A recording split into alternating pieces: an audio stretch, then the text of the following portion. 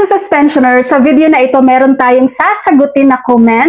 Bibigyan po natin ng magandang explanation or malinaw na explanation sa video na ito. Ang comment po ay nanggaling kay Sir Rolando Marcelo. Sabi niya, kapag matagal ka na palang nagpepensyon at mga patay na yung magulang at asawa mo, hindi ka na pala pwedeng maglagay ng benepisyaryo. Okay, ganito kasi yan mga SSS pensioners. Kapag po ikaw, pensyonado ay nawala, ang iyong primary beneficiary ang makatanggap po or siya yung susunod na magpe-pension, malilipat po sa kanya. Ang primary beneficiary mo ay iyong asawa at iyong below 21 years old na anak. Pag wala ka na nitong primary, titingnan na ni SSS ang iyong secondary. Ang secondary po, ito po yung magulang mo.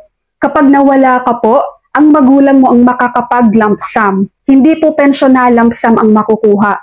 Pero po, dito na po, papasok ang 5-year guaranteed period. Kaya ito yung sinasabi ni Sir, kapag matagal na daw palang nagpe-pension, wala nang makukuha. Dahil po, sabi ko nga, kapag pensionado ka at buhay pa naman ang asawa at meron kang below 21 years old anak, sila ang magpapatuloy ng pension mo.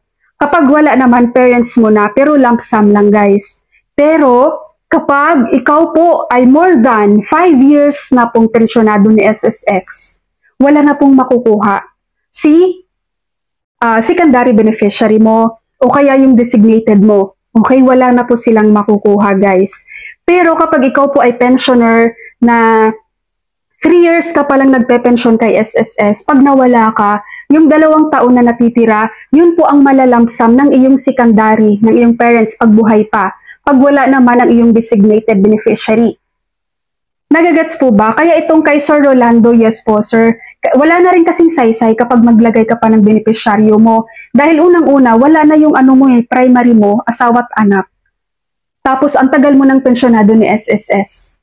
Kumbaga po, nakuha mo na ang 5 years guaranteed period. Kaya yung designated mo, kunwari, sa designated beneficiary mo, nandun yung kapatid mo po, wala na silang makukuha. Kasi nakuha mo na yung buong 5-year guaranteed period.